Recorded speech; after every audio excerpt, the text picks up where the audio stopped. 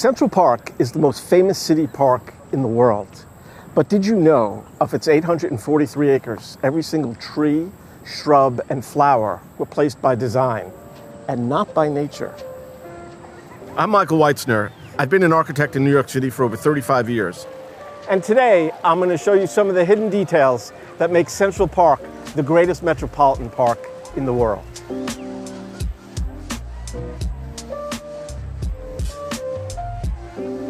In the 1840s, the concept for a large-scale park in Manhattan was proposed by poet William Cullen Bryant and one of the fathers of American landscape architecture, Andrew Jackson Downing. Their dream would come to life in the 1850s when the city of New York held a design competition for the Central Park on the island of Manhattan. Over 30 entries were submitted, and the ultimate winner was the park as we know it today, designed by landscape architect Frederick Law Olmsted and architect Calvert Vaux. Behind me is the dairy. This may not be one of the most famous buildings in the park, but it has a tangible connection to one of the initial requirements of the design competition, and is part of what made Vaux and Olmsted's design so ingenious and distinct from the other submissions. This building is in the center of the Children's District, which was incorporated into the design after the competition in order to accommodate younger visitors to the park. The dairy was a place for children to have access to fresh milk, which at the time, in the late 1800s, was not something everybody had. And you can see it has a bit of a Brothers Grimm fairy tale feeling to it. But there's another part of this building that you can't see, that extends down 2 stories to the ground just on the other side of that fence, where it meets one of the transverse roads that allow traffic to cut through the park. A transverse road is basically just a road that allows traffic to cross through the park, which is important because the park covers 51 city blocks north to south. The original design competition required a minimum of 4 transverse roads across the park. Everybody else essentially left them on the surface, which cut the park into basically 5 equal pieces. Vaux and Olmsted's design was the only one that designed them in such a way that the traffic would be on a lower level than the rest of the park, essentially submerging them so that the immersion and nature of park guests would not be disturbed.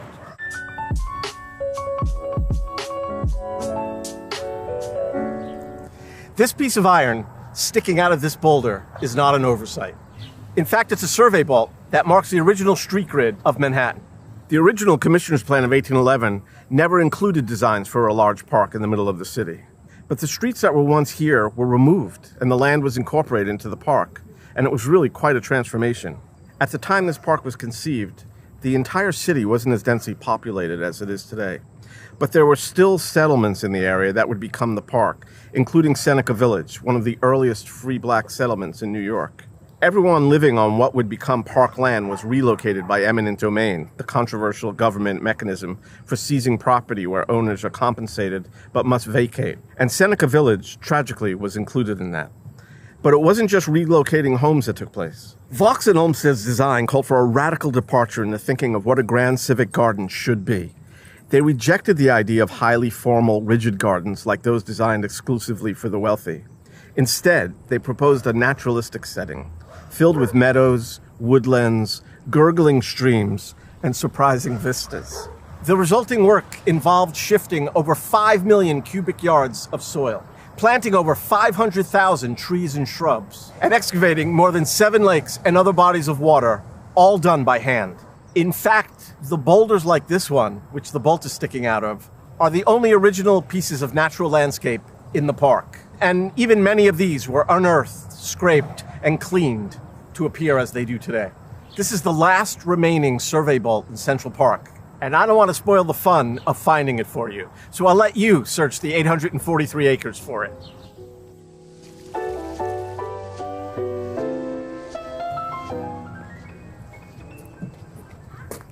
Central Park is a big place, and it's easy to get turned around. But if you do, here's a tip. There are more than 1,800 lampposts in the park that tell you where you are, if you know where to look. At the base of the lamppost, you can find a set of numbers that indicate where you are in the park. But it's a bit of a secret code. The first 2 numbers represent the nearest cross street between 59th Street and 110th. And the last 2 numbers tell you which side of the park you're on. Even numbers mean east, and odd numbers mean west.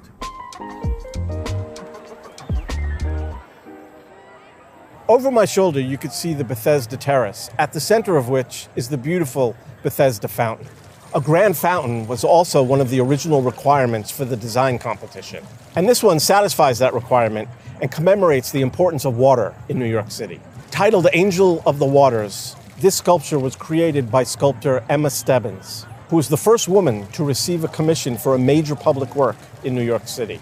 The statue commemorates the completion of the Croton Aqueduct in 1842, which brought fresh water to New York City, which was actually a really big deal because before that, cholera and yellow fever were a big issue because of unclean water. And in fact, Bethesda Terrace takes its name from the Gospel of St. John, which refers to the healing waters of Bethesda in Jerusalem. Although now it is filled with sculptures depicting historical figures such as William Shakespeare, Robert Burns, and Sir Walter Scott, Angel of the Waters was the only sculpture that was created as part of the original design of the park. And even though this statue was created by a woman, all of the statues depicting real people in the park were only of men, until the statue of Sojourner Truth, Susan B. Anthony, and Elizabeth Cady Stanton was created in 2020. These later statues line possibly the most recognizable part of the park, known as the Mall, which has been featured in countless films and TV shows. This is one of the most formal design elements of the park, a grand promenade that leads directly to Bethesda Terrace, which the designers called the heart of the park. The city was reluctant to build the terrace at first due to costs, but Vaux convinced them by saying nature first, second, and third, architecture after a while. And basically what that means is nature has been the priority, but at some point we need some architecture. And this became the place for it. The design of the arcade is like the nave of a church, but submerged. It has this incredible ceiling with over 15,000 tiles made in England by the Minton Tile Company, who famously made tiles for many cathedral floors in Europe. This arcade is actually the only place in the world where these tiles are used for a ceiling. Although it is highly ornate and ingeniously designed, it also remains true to the naturalistic vision of the park's overall design, with carvings depicting natural scenes as well as symbols of the Four Seasons. The act of walking down these steps through the arcade and out to the terrace is one of the great architectural experiences in New York City. You walk down the stately mall, step down into this dimly lit underground space. Basically, you're just walking under a roadway, and suddenly you're in this church-like, almost sacred space. The rows of stone arches, the imported English tile ceiling, the intricate trompe-l'oeil panels, it all creates an atmosphere of reverence.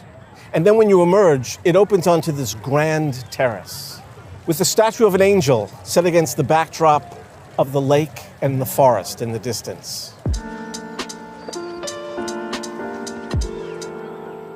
Over my shoulder is what's known simply as the lake. It's actually only 4 feet deep, but it covers 22 acres. So in addition to the lake, there's 6 other man-made bodies of water in the park, including the Harlem Mere, the loch, the reservoir, the pond, and others. And they were all intended to have a calming effect, echoing the serenity of natural bodies of water in the natural landscape. But of course, none of this is naturally occurring. It was all designed and constructed. Even the beautiful waterfalls that you see in Central Park are fed by tap water. You can actually drink them. The idea to create naturalistic vistas throughout the park was partly inspired by the paintings of the Hudson River School. These paintings were enormous in scale and depicted awe-inspiring natural scenes. Some of them are hanging in the Metropolitan Museum of Art, which of course is situated inside the park. In fact, the original Met building was designed by Calvert Vaux, along with Jacob Ray Mould.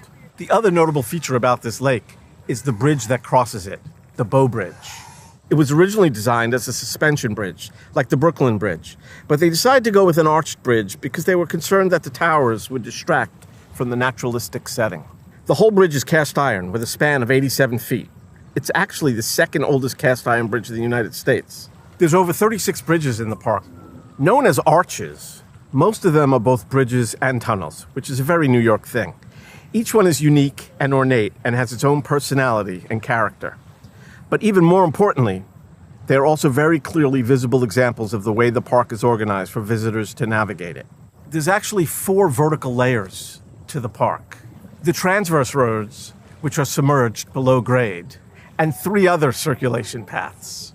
The drives, which were intended for horses and carriages, the bridle paths for horseback riding, and the footpaths for pedestrian traffic.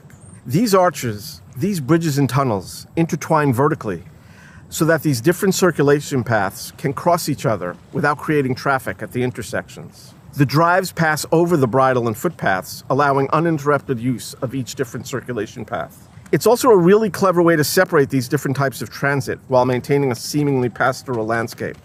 And so it actually accommodates a lot of traffic without it feeling like there's a lot of traffic. Vaux and Olmsted intended the park to be enjoyed by all the people of the city, working class and wealthy.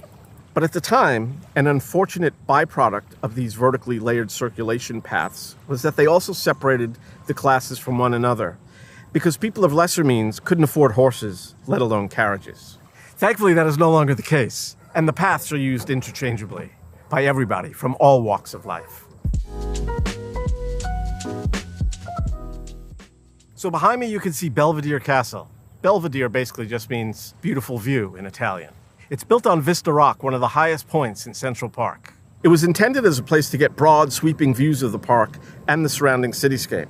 There are many places in the park where you can lose sight of the buildings that surround you and feel removed from the city. But climbing the tower of Belvedere Castle brings modern Manhattan back into view and reminds you that this natural landscape sits within a great metropolitan city. The other function of this high vantage point is that Belvedere Castle serves as a weather station. So every time you hear the amount of rainfall or snowfall in Central Park, they are referring to that spot right behind me. The castle is made out of Manhattan schist, which is the same stone found throughout the park, like the boulder that the survey bolt is driven into. And it appears to actually grow out of that rock and become a building. What's really interesting about this building is that it's built at 3/4 scale, which makes it appear further away than it actually is, and gives it this sort of magical fairy tale quality. Originally, it was designed to be 2 castles, but the budget was cut, and Jacob Ray Mould designed that wooden pavilion in lieu of the second castle. Some of the other things you can see from the castle is the Great Lawn, the Delacour Theater, where they perform Shakespeare in the park, and Turtle Pond, which actually is home to turtles. The Great Lawn was actually a reservoir when the park was first built. But in 1931, they filled it in with rubble from the excavation for the foundations of Rockefeller Center and the 8th Avenue subway. And now, this beautiful green expanse is the site of many famous concerts and home to a number of sports fields and other community activities. You can also see the Ramble from the tower of Belvedere Castle. The Ramble is one of the parts of the park that feels the most like it's always been here, like it's completely natural and not man-made, and that you could get lost on a walk in the woods. And it's the perfect manifestation of the idea that a soothing walk in nature could happen right in the middle of New York City. There's so many amazing things in Central Park that we just didn't have time to cover. If you'd like to see a part 2 on Central Park, let us know in the comments below.